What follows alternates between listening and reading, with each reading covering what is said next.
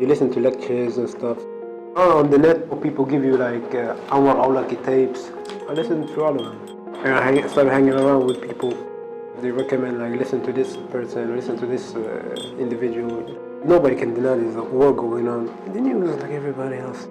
Pressure. You're Muslim, and what's my duty as a Muslim to, against that pressure that's happening towards Muslims. They tell me why my help is needed. And basically I came to a crossroads. Either I live this 9 to 5 life or I do something else. I need to make a choice. I came to Turkey. They basically took us through Rihanli.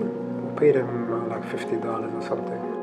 They just took us over some hills and basically into Syria. I ended up in Katibat al-Muhajirin. You have to go the mandatory thingy. And then I said to myself, it's better just to get married. She was new in Islam, she didn't know much.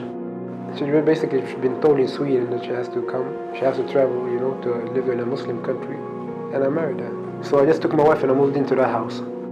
Basically just going to the net, eating outside or chilling with my family, just driving a motorbike, having with my family up and down in the areas.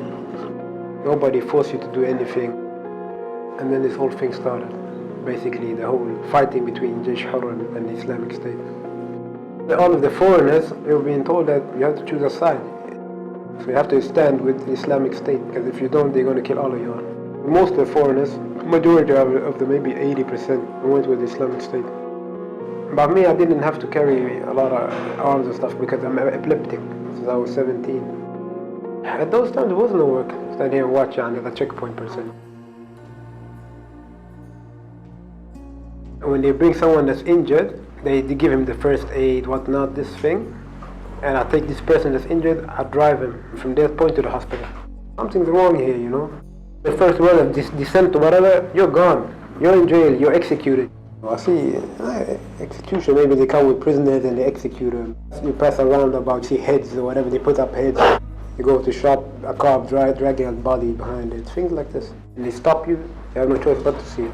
At first you're shocked. You see it so much, you get numb. I went to prison once. I didn't want to join that program. I didn't want to work, I didn't want to be a part. I went off quite easily actually. Because of the areas getting bombed, they just let me out and say, okay, go and join something. It felt like people are cannon fodder. The foreigners and the Syrians are cannon fodder for the Iraqis.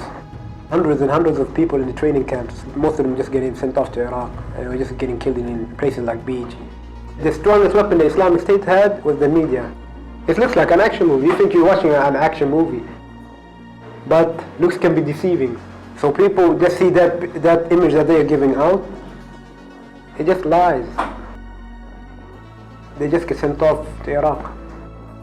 They killed off everyone that was a student of knowledge, Islamic knowledge, they killed them off.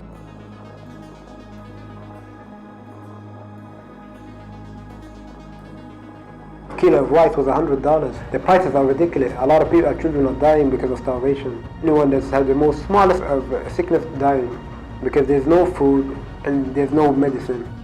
No, they didn't find a smuggler. I just walked off to the YPG checkpoints.